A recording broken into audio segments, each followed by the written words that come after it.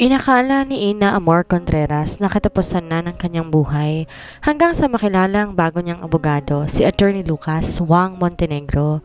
Isa siyang tipikal, mayabang, gwapo ngunit matalino at madiskarteng abogado. Inakusahan si Ina Amor Contreras ng pagpatay sa kanyang kaamain dahil pinagtanggol lamang ni Ina Amor ang sarili matapos siyang tangkaing pagsamantalahan ng kanyang amain na awito sa pagkamatay ng lalaki. Hindi siya naipagtanggol ng kanyang ina dahil mas pinili nitong panigan ang kinakasama kaysa sa sariling anak na si Ina. Magbabago ang takbo ng buhay ng dalaga na makilala niya ang bagong abogado, si Attorney Lucas Wang Montenegro. Nangako si Attorney Lucas Montenegro na tutulong siya sa kaso ni Ina Amor para maabsuelto ito basta makikipagtulungan din siya sa kanya. Nangako rin si Ina Amor na lubos na magiging utang loob niya kay Lucas kung mananalo sila sa kaso laban sa pamilya ng kanyang amain at sa kanyang sariling ina. Umingay ang kaso sa pagitan ng anak at ng amain nang lumabas sa mga peking ebidensya. Dahil sa kawalang hustisya ng batas, ginamit mismo ni Lucas ang koneksyon ng kanyang ama upang mapanalunan ng kaso. Dahil hindi nakapagtapos ng high school si Ina Amor, pumayag siyang maglingkod sa pamilya Montenegro bilang kapalit. Ngunit tumutol si Attorney Lucas Montenegro sa kagustuhan ng dalaga. Sa halip na maglingkod sa kanilang pamilya, kinuhang personal assistant ni Attorney Lucas si Ina at ang kanilang kasunduan, magtatrabaho siya bilang assistant ng abogado sa loob ng 5 taon. At susundin ang lahat ng utos nito, pati na ang kanyang mga personal na pangailangan. The Billionaire's Contract Girl. Tiyo Ador, maawa po kayo. Hikbe ng nagmamakaawang si Amor. Hahawakan lang naman ang balat mo eh. Wala naman ako ibang gagawin sa'yo, Amor. Sunod-sunod na umiling si Amor. Umiiyak pa rin dahil sa takot. Hindi sukat akalain ni Amor na tataratuhin siya ng kanyang madrasto ng ganito. Ang buong akala nito ituturing siyang parang turing na anak dahil sa ito ang bagong kinakasama ng kanyang ina, si Elena. 3 taon na rin silang nagsasama at ngayon lang nagbigay motibo ang tiyuhin sa kanya nang madalas wala ang kanyang nanay sa bahay. Amor, halika dito. Huwag mong galitin si tatay. Mag-uusap lang tayo, anak. Ayoko po. Umangat ang mukha ng dalaga na makahanap ng paglulusutan para takasan ng tiyuhin to. Subalit bagaman datapwat, nabigo siya nang bigla nilang hablutin ni Tiyo Ador ang kanyang paa. Napasubsob ang dalaga sa papag. Akma na sanang babangon nang bigla siyang tambagin ni Tiyo Ador sa ibabaw ng katawan nito. Wag po, sabi ng mag-uusap lang tayo eh. Dahil sa pagpupumiglas ni Amor, napunit ang manipis itong bestidang suot, dahilan para lumitaw ang maputi at malusog nitong dibdib. Nanlaki ang mata ng kanyang tiyuhin nang makita ito, parang takam na takam sa nakita at gustong sunggaban ito. Buong lakas na tinulak ni Amor ang tiyuhin dahil lumandusa ito sa papag. Mabilis nakabangon ng dalaga, patakbong dumulog sa malit nilang kusina, saka kumuha ng kutsilyo para depensa ng sarili sa tiyuhin nito na nahabol sa kanya. Huwag kang lalapit. Hindi ako magdadalawang isip ibaon to sa'yo. Amor, anak, pag-usapan natin ng maayos to. Diyan ka lang. Tinuring kitang totoong ama, tapos ito lang palang gagawin mo sa akin? Hayop ka. Ang baboy mo. Ina Amor, tatay mo ako. Demonyo ka. Wala akong amang manyak at demonyo. Nanginginig ang mga kamay. Alam ni Amor ang ginagawa nito. Ngunit kung hindi niya naman gagawin ay talagang mapapahamak siya sa kanyang tiyuhin na may masamang balak. Amor, isa. Humakbang papalapit ang tiyuhin nito sa kanya. Ibaba mo yung kutsilyo at mag-uusap tayo. Singhal ng tiyuhin sa kanya. Nakatutok ang matalim na kutsilyo sa harapan ng kanyang tiyuhin. Humihikbi, natatakot. Dahil doon mabilis na kalapit ang tiyuhin ni Amor sa kanya at binalibag ang kamay dahilan para mabitawan ang patalim na hawak. Humandusay si Amor sa papag nang pagbuhatan siya ng tiyuhin Ador nito ng kamay. Dahil sa lakas ng pagkakasampal, dumugo ang gilid ng labi ng dalaga dahilan para manghina ito. Humakbang ulit papalapit ang tiyuhin at walang sabing pinunit ang natitirang saplot sa kanyang katawan. Nagsisigaw sa takot si Amor. Dinedepensa ng sarili na hindi mahawakan ang kanyang tiyuhin. Bagamat hindi talaga nagpapatalo ang tiyuhin ito sa kanya. Pumaibabaw si Tiyo Ador sa katawan ni Amor at walang sabing gumawa ng hindi maganda. Pinaulan na ng halik sa leeg na may kasamang pananakal. Halos mawala ng hangin si Amor sa ginagawa ng kanyang tiyuhin.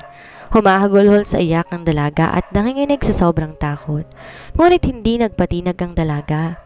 Napansin nito na isang dangkal lang ang layo ng patalim sa kamay niya. Sinikap ng dalagang abutin yon at sa huling pagkakataong yon, walang ibang maisip si Amor kundi iligtas ang sarili sa kapahamakan nito sa kanyang tiyuhing Ador. Buong lakas na ibinao ni Amor ang patalim sa tagiliran ng kanyang tiyo Ador, dahilan upang humandusay na ito sa papag. Nakabaon pa rin ang patalim sa tagiliran nito, subalit walang balak hugutin to ng dalaga. Napatitig si Amor sa kanyang tiyuhin na duguan, humihingi ng tulong sa kanya. Hagulhol, takot at panginginig ang nararamdaman nito sa mga oras na yon. Maya-maya napatingin si Amor sa kanyang mga kamay na naliligo sa pulang likido. Amor? Agaw buhay na tawag ng tiyuhin ni Ador sa kanya. Walang may maisaboses ang dalaga, kundi ang malakas sa sigaw at hagulhol dahil sa sobrang takot. Ang sumunod na nangyari, dumating ang nanay nito galing sa trabaho nang naabutan ng dalawang nakandusay sa papag. Ang isa, ang kinakasama nitong si Ador, ay wala ng buhay at ang anak nitong si Amor natulala. Nanginginig sa sobrang takot sa nagawang pagkakamali. Ngunit para sa kanya isa lang yung depensa sa kanyang sarili dahil sa pagtatangkang pambababoy ng tiyuhin sa kanya. Trial Court, Manila, Philippines. Call the case. Panimula ng korte. For hearing, criminal case number 01234, People of the Philippines versus Ina Amor Contreras. Malakas sa pagkakawika ng interpreter sa korte. Appearances, wika ulit ng korte. For the government, sagot ni Prosecutor Rex Chang. For the defense, sagot din Attorney Galvez, ang lawyer ni Amor. Ready? Wika ng korte. Ready, Your Honor? Kalmadong sagot ni Prosecutor Rex Chang, saka tumingin sa nasasakdal na si Amor. Call your witness to the witness stand. Kaagarang wika ng korte kay Prosecutor Chang. Nagsimula ang unang hearing ng kaso ni Amor laban sa kanyang tiyo Ador, kinakasama ng kanyang ina. Meanwhile, Montenegro residence. Lunes ng umaga na magsama-sama ang buong pamilya sa hapagkainan. Madalas itong nangyayari sa kanila kahit abala ang bawat isa sa kanilang trabaho. Dad, have you heard about the incident that happened in Santa Ana? Bungad kaagad ni Lucas sa kanyang ama tungkol sa isang balitang naging usap-usapan ng buong madla. Diringid sa kalaman ni Lucas na ang kanyang ama na si Alfredo Montenegro ay isa ng hukom sa korte. Umangat ang mukha ng ama at saka bumuntong hininga. Where have you been for a long time, Look? Palayo na pangalan ni Lucas ang madalas tinatawag sa kanya kapag ang usapan hindi kabilang sa trabaho. May plano ka bang magtrabaho sa akin? Umikot ang bilog ng mga mata ni Lucas nang tanungin ulit siya ng ama nito tungkol sa trabaho na matagal nang inaalok sa kanya ng kanyang butihing ama. Maalam, ngunit mas pinili ni Lucas ang bumiyahe sa iba't ibang bansa dahil may gusto pa tong alamin tungkol sa trabaho na iniaalok ng ama nito sa kanya. Naghibit balikat si Lucas at gumiti sa ama na makitang naging seryoso na ang postura ng kanyang ama. I don't want to work with you. Instead, send me to Ninong Amir Tanaka. I hear he's not with anyone in his law firm, except that woman, Attorney Alia Vergara. I guess that's right. I'll be there first. You're kidding me, right? Lumapad ang ngiti ni Lucas sa sinabi ng ama at sunod-sunod itong umiling. I am not. I'm already 26, Dad. Hayaan mo na lang muna akong makapagdesisyon ng sarili ko. Simula nang sinilang ako ni Mama Celeste, kayo nang nagturo sa akin lahat. I owe you big time, Judge Alfredo Montenegro. Natahimik ang ama at hindi na nagsalita.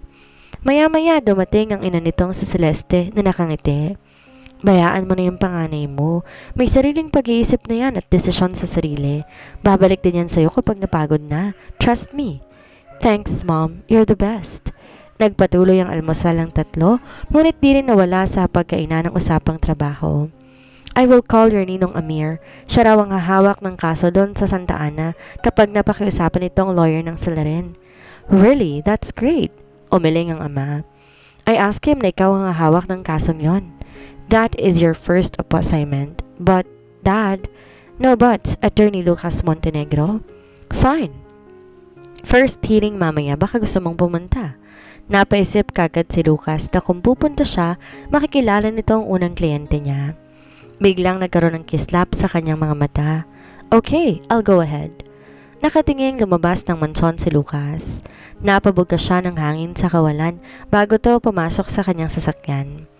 Kalaunan nakatanggap to ng tawag mula sa kanyang ninong Amir. "I'll be there, ninong. Dadaan muna ako ng kondo ko, then diretso na ako sa korte. Thank you."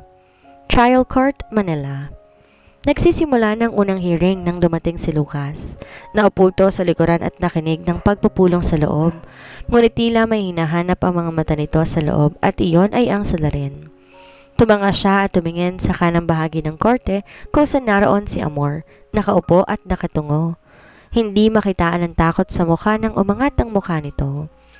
Tumabingi ang ulo ni Lucas nang biglang bumaling ng tingin si Amor sa kanya. Inalis ni Lucas ang salamin sa mata at naitaas ang kilay ang dalaga. "Good to see you," ani ang pabulong. "Miss Contreras, may sasabihin ka pa ba?" Wika ng korte. Yon ay ang ama ni Lucas na si Alfredo Montenegro. Umiling si Amor. "Kapag ba sinabi kong depensa, ang sarili ko lang yung ginawa yon, maniniwala kayo? Kapag ba sinabi ko na hindi ko sinasadya yun dahil sa takot kong mapagsamantalan ako ng kinakasama ng aking ina, maniniwala ba kayo? Hindi. Hindi ba, Your Honor? Sino ba naman ako para kampihan ng kung sino? Ultimo sariling ina, kinamumuhian ako dahil sa ginawa ko. Kayo, sila pa kaya?" Kumunot ang noo ni Lucas nang marinig ang mga sinabi ni Amor sa korte. Napatingin siya sa reaksyon ng kanyang ama na hukom na tahimik lamang. Maya-maya bumaling ang tingin nito sa isang babae na nasa 50 anyos ang edad na humahagulhol. Hindi dahil naaawa sa anak, kundi dahil sa pagkawala ng kinakasama nitong si Tio Ador. Natapos ang unang pagpupulong, hindi pa rin umaalis sa kinaupuan si Lucas habang nakalalay sa dalaga. "Excuse me, can I talk to you, Attorney Legarda?" "Yes." "Oh, Attorney Legarda, can I talk to you first?" "Let's talk about later, or please come with me if you have any questions. I need to talk also to my client." Sunod-sunod na tumango si Lucas bilang pagsang-ayon sa sinabi ni Attorney Legarda. Sumama nga ito hanggang nabigyan ng privacy ang dalawa. Sa loob ng investigation room, naroon si Amor at naghihintay sa kanyang abogado. Nakatungo ito at tahimik. Inabot ng 10 minuto bago pumasok ang dalawang abogado, which is sina Attorney Legarda at Attorney Montenegro. "Kamusta, Amor? Pasensya na kung nagtagal ang pagbabalik ko. By the way, ito nga pala ang bago mong abogado, which is sina Attorney Legarda at Attorney Montenegro." Umangat ang mukha ng dalaga nang ipakilala sa kanya ang bago nitong abogado. Matagal silang nagkatitigan, ngunit maya-maya bumawi din si Amor at tumungo ulit. "Attorney Legarda, pasensya na po kung inabala ko po kayo." Mahinang wika ng dalaga. "Alam ko naman po na wala akong laban dahil totoo na pinatay ko ang kinakasama ng nanay ko." Nagsimula ng mangarag ang mga boses niya. Lumapit si Attorney Legarda at saka tinabig ng mahina ang balikat ni Amor. "Self-defense ang ginawa mo, Amor. Hindi ka mapapatawan ng kaparasahan," wika ni Attorney Legarda sa kanya. Si Attorney Montenegro ang magpapatuloy na dumepensa sa iyong kaso. "Nagkaroon lang kasi talaga ng emergency sa pamilya ko, kaya kailangan ko munang lumipad ng Amerika. From now on, siya na ang bago mong abogado." Nagkatinginan sina Attorney Legarda at Attorney Montenegro. "Hindi yun na kailangan, pakiusapan pa ako. Kusa akong ibibigay ito sa inyo. Nakausap na ako ni Attorney Tanaka na ikaw raw ang kakausapin ko tungkol dito. I trust you big time, Attorney Montenegro. Please, wag mo siyang pababayaan." Bumaling ang tingin ni Lucas kay Amor. Maya-maya lumapit to sa dalaga at saka nag-squat sa harapan nito. "Your name?" Kalmadong wika ni Lucas kay Amor. "Ina Amor Contreras." Mahinang sagot naman ng dalaga sa kanya. "Ina Amor Contreras." Inulit ni Lucas ang pangalan ng dalaga. "I am Attorney Lucas Wang Montenegro. I am your new lawyer from now on. Trust me, I will win your case." Tila may kung anong kiliti sa tenga ni Amor nang marinig niya ang malamig, ngunit kalmadong boses na yon galing kay Lucas. Umangat ang mukha ng dalaga, tinitigan ng diretso sa mga mata si Lucas. May kung anong kakaibang dulot sa kanyang puso ang mga titig na yon. Correctional Institution for Women, CIW. Isang linggo nang nakakalipas mula nang matapos ang unang hearing sa kaso ni Amor. 3 araw na rin gumugulo sa diwa niya ang baho nitong abogado na si Attorney Lucas Montenegro. Tahimik siya naglalakad ng hallway, pabalik sa kanyang selda nang harangin siya nito ng 5 babae. Isang grupo ng mga kababaihan sa loob ng seldang tumagal na roon. Hoy, wag kang parang-harang sa daan namin. Kabago-bago mo pa lang dito, akala mo kung sino ka na. Tabi, puwisit to. Hindi leader, ngunit isa sa mga sunod-sunuran sa kanilang grupo ng kababaihan. Tumungo si Amor. Pamanhin. Tumabi si Amor pero imbes na lalagpas ay nakatikim pa ito ng paranakit sa 5.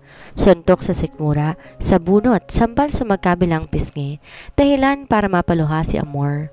Sinikap niyang maglakad hanggang sa makarating ito sa kanyang selda. May isang warden na nakapansin sa kanya roon at kagad siyang nilapitan. Contreras, ayos ka lang ba? Sino may gawa nito sa'yo? Pero imbes sagutin, minabuti na lang niya na tumahimik. Nadulas lang, wala ito ma'am. Awang-awa ang warden sa kanya. Alam nito kung sinong may kagagawan. Gusto niya lang kumpirmahin kung tama bang hinala nito. Ngunit nauunawaan niya kung bakit ayaw magsalita ni Amor. Napabuga na lamang ito ng hangin sa kawalan. At naglakad-lakad na si area nito. Napayakap si Amor sa kanyang sarili habang tahimik na humihikbi. Maya-maya tinawag siya ulit ng warden na may bisita ito. Nakakapagtaka, wika nito sa kanyang sarili. Simula nang maipasok siya rito sa CIW, walang kamag-anak na dumadalaw sa kanya, maliban na lamang sa dati nitong abogado na dadalawin lang siya bago ang hearing. Naalala mo pa ba ako? Ako ang bago mong abogado, Attorney Lucas Montenegro. Anong ginagawa mo dito? Hindi pa naman hearing bukas, bakit ka nandito? Nagtaka si Lucas sa sinabi ni Amor, ngunit di na lang siya nito pinansin. Walang ekspresyon, kalmado at seryoso ang tinig ng abogado sa harapan ng dalaga. Ilang taon ka na? Ano nangyari sa mukha mo? Sinasaktan ka ba nila dito?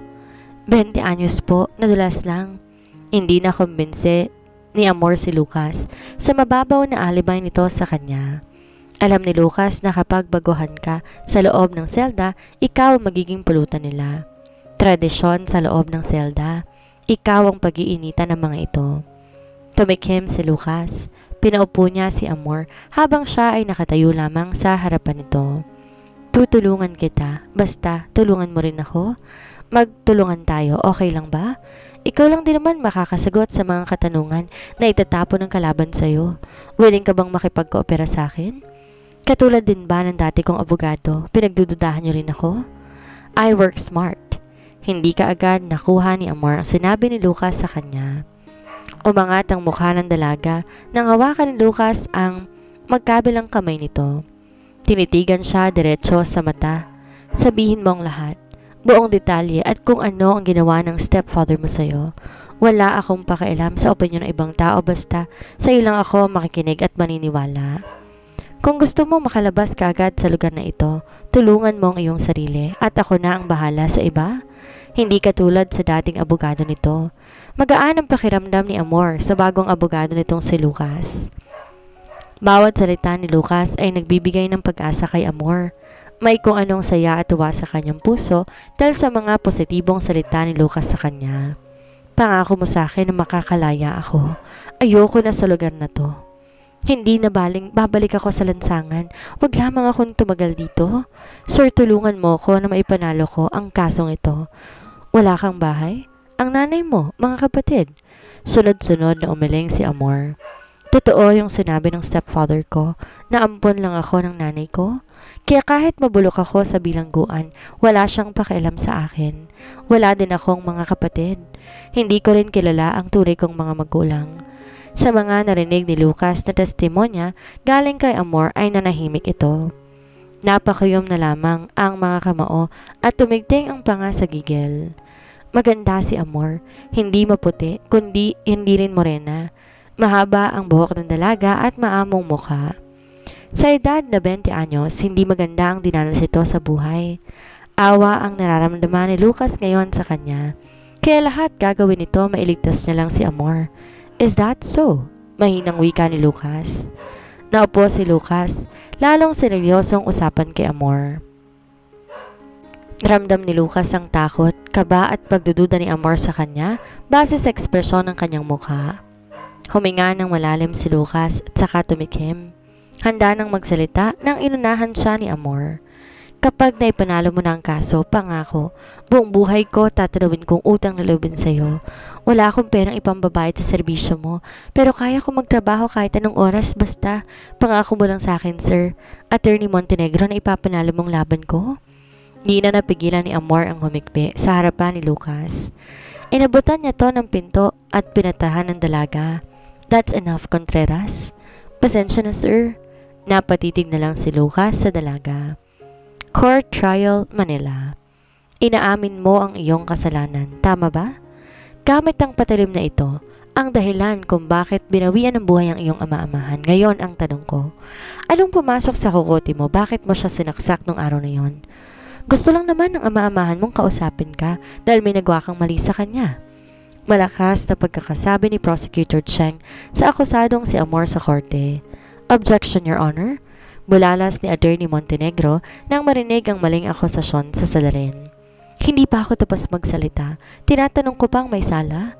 You got the wrong question, Prosecutor Cheng. I am asking the defendant, Attorney Montenegro. Bumaling si Prosecutor Cheng sa hukom. I have the right to ask anything about what happened that day, Your Honor. And by the way, I have some evidence here na ginusto raw ng salarin ang nangyari nung araw na yon. Hindi po totoo yan. Biglang tumahimik ang magkabilang panig na nagsasagutan. Totoo na doon pa man, hindi na maganda ang relasyon ko sa aking ama-amahan dahil hindi rin maganda ang pakikitungo nito sa akin. Ilang beses niya akong pinagbabantaan na kapag magsumbong ako sa mga pulis, papatayin niyang aking ina. Ngunit hindi ko inakalang ang taang pinoprotektahan ko. Siya rin palang magdidiin sa akin sa gantong sitwasyon. Self-defense ang ginawa ko. Hindi ko sadyang mapatay si Tito Ador. Kung kaya ba nga sa kalagayan ko, anong gagawin niyo? Mali ba akong iligtas ang aking sarili sa taong gusto akong pagsamantalahan? At tama siya, dahil sa inyong nakitang pananaksa ko sa kanya. 20 anyos lang ako, hindi pa nakapagtapos ng pag-aaral pero hindi ako bobo. Nakita ni Lucas kung gaano katapang na hinarap ni Amor ang mainit na mga katanungan sa kanya. Humikbi ang dalaga sa sobrang takot at kaba habang nagsasalita ito. Napansin niyo ni Lucas kaya mahigpit ang pagkakahawak nito sa kamay ng dalaga, pinapakalma. Nagkaroon ng break matapos ang mainit na sagutan. Nagkasalubong sina Lucas at Rex sa hallway. Napahinto sa paglalakad si Lucas nang tanungin siya nito ni Rex. Makukulong ba ang mali kung ang katwiran nito ay tama? Magkakaroon ba ng hustisyang namatay kung ang maling ginawa nito ay hindi tama? Napangiti si Rex sa sinabi ni Lucas sa kanya. Work hard? I work wise and smart.